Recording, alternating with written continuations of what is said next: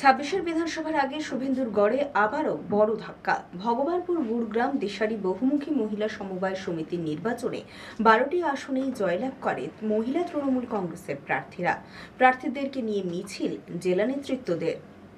ভগবানপুর গুড়গ্রাম দিশারি বহুমুখী মহিলা সমবায় সমিতির নির্বাচন ছিল রবিবার। টানটান উত্তেজনায় ভোট হয় পুলিশি প্রহরায়। মোট 16টি আসন। রাম বাম জোট প্রার্থীরা অংশগ্রহণ করে তাতে।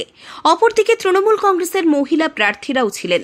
ভোটের আগেই 4টি আসনে তৃণমূলের মহিলা প্রার্থীরা বিনা প্রতিদ্বন্দ্বিতায় জিতে যান। রবিবারের টানটান উত্তেজনার মধ্যে ফল ঘোষণা হলে দেখা যায় 12টিতে তৃণমূল কংগ্রেসের প্রার্থীরা বিপুল ভোটে জয়লাভ করে। মহিলা প্রার্থীরা জয়োল্লাসে মেতে ওঠেন। একটাই স্লোগান, জয় বাংলা, জয় মমতা বন্দ্যোপাধ্যায়, জয় অভিষেক বন্দ্যোপাধ্যায়।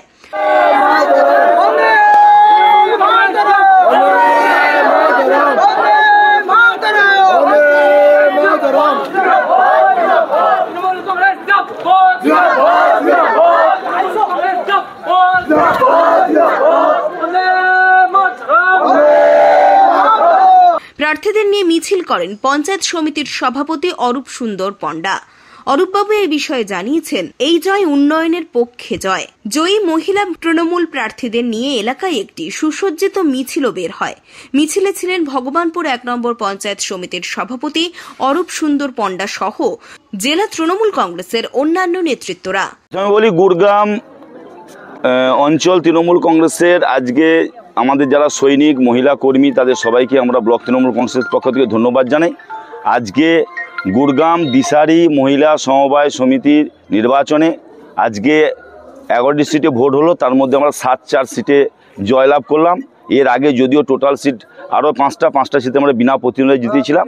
মোট 12-4 এই ফলাফলে আজকে জয়লাভ হলো। এই জয় আমরা এখানকার সমস্ত নারী শক্তিকে উৎসর্গ করলাম এবং এই জয় আমাদের সংগঠন জয়, এই জয় মমতা বন্দ্যোপাধ্যায়ের জয়, এই জয় বাংলার নারীদের শক্তির জয়।